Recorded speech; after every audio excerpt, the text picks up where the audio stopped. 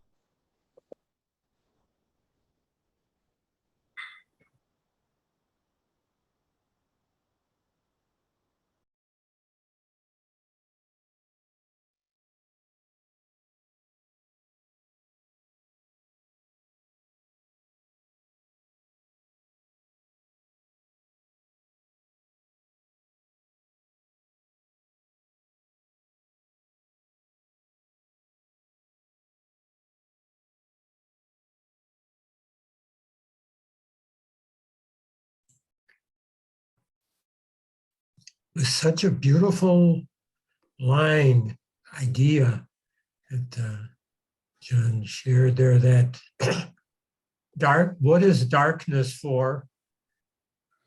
To see what's inside. You know, that's just so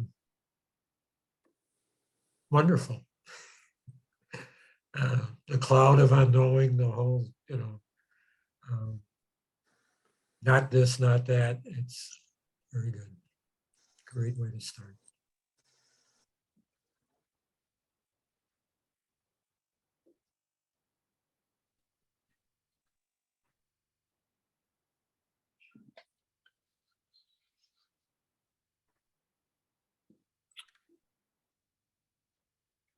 Yesterday morning, I had a revelatory experience, a little different than I'd ever had before.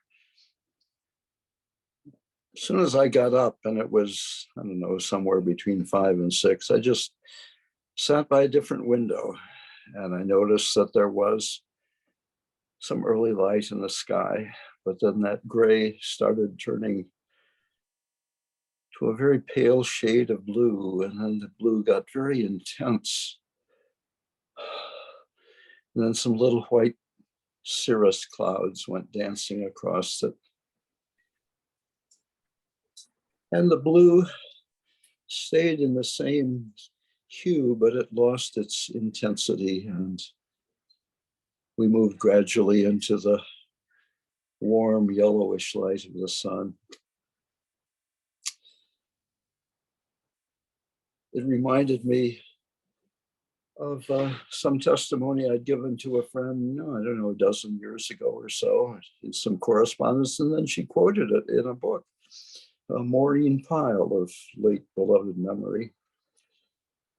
And she remembered what I had forgotten, that because our planet has air around it, the transition from the day to the night, night to day, is very different than if we were on the moon. It would be boom, dark and then light. But it gradually comes. The light dawns upon us gradually. And what I saw yesterday is that it had the different flavors and colors. And I thought, yes, this is what I get from my fellow Quakers. I may be at one point in the spectrum and they're bringing in some other components of the light.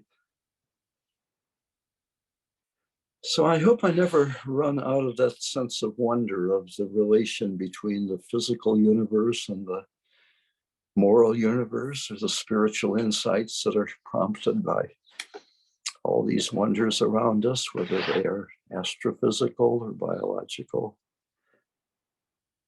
I'm glad that we've started out with this meditation.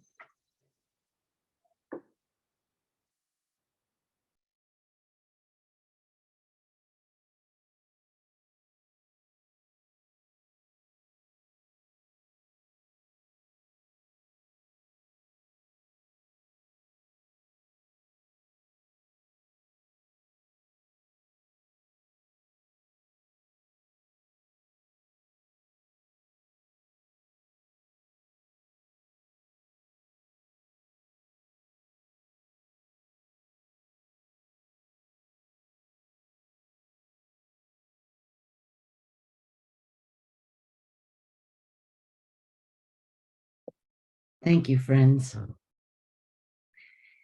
So, a couple of housekeeping kind of things.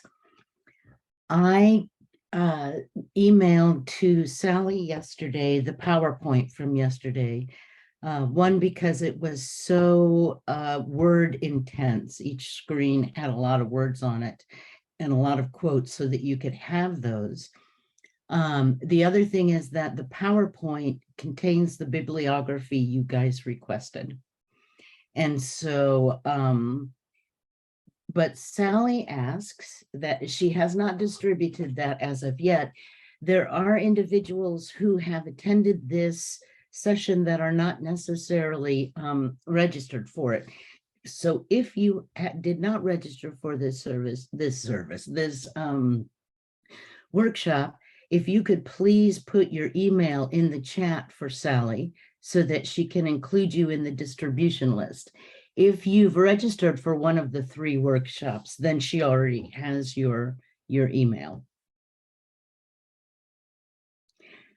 So are there any leftovers from yesterday before we begin today? And I can't see everyone, so I'm at home, so I'm on one screen today. So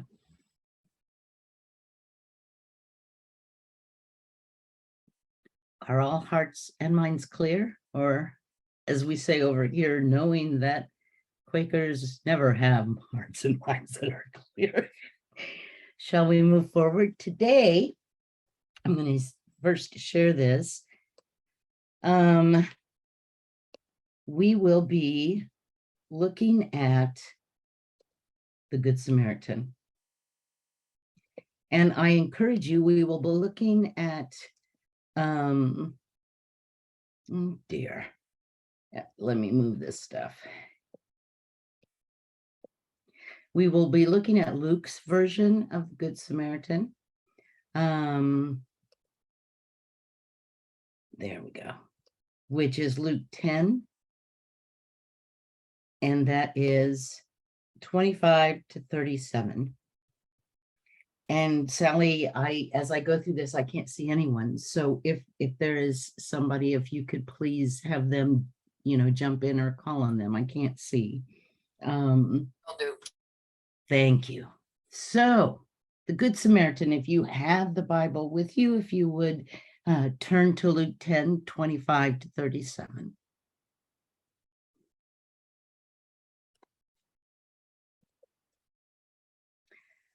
A legal expert said, I don't know what he said because my little screen is right up here. Teacher, he said, what must I do to gain eternal life? Jesus replied, what is written in the law? How do you interpret it? He responded, you must love. Well, hang on. The Lord your God with all your heart, with all your being, and with all your strength, and with all your mind, and love your neighbor as yourself. Jesus said to him, you have answered correctly. Do this and you will live. But the legal expert wanted to prove he was right. So he said to Jesus, and who is my neighbor? Jesus replied, a man went down from Jerusalem to Jericho. He encountered thieves who stripped him naked, beat him up, and left him near death. Now it just so happened that a priest was also going down the same road. And when he saw the injured man, he crossed over to the other side of the road and went on his way. Likewise, a Levite came by that spot, saw the injured man where the man was, but when he saw them, saw the injured man and crossed over to the other side of the road and went on his way. A Samaritan who was on the journey came to where the man was, but when he saw him, he was moved with compassion. The Samaritan went to him and bandaged his wounds, tending them with oil and wine. Then he placed the wounded man on his own donkey, took him to an inn, and took care of him. Next day, he took 2 full days' worth of wages and gave them to the innkeeper. He said, take care of him, and when I return, I will pay you back for any additional costs. What do you think? Which one of these 3 was a neighbor to the man who encountered thieves? Then the legal expert said, the one who demonstrated mercy toward him. And Jesus told him, go and do likewise.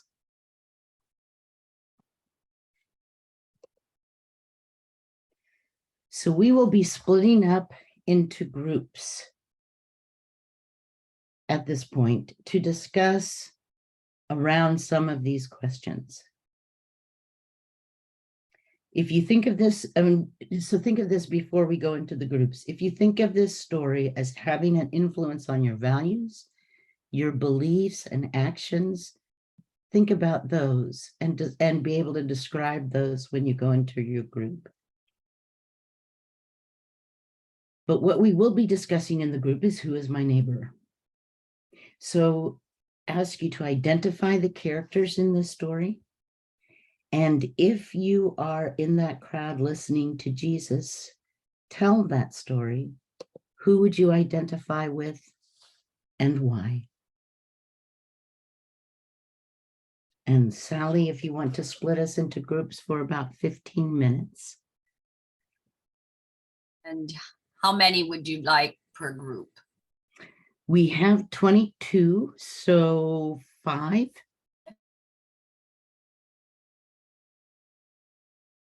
Well, without me.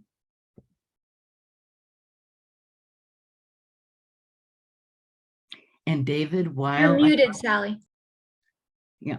And David, I think someone asked me, and what did you do, April, when, I'm going to step to the restroom.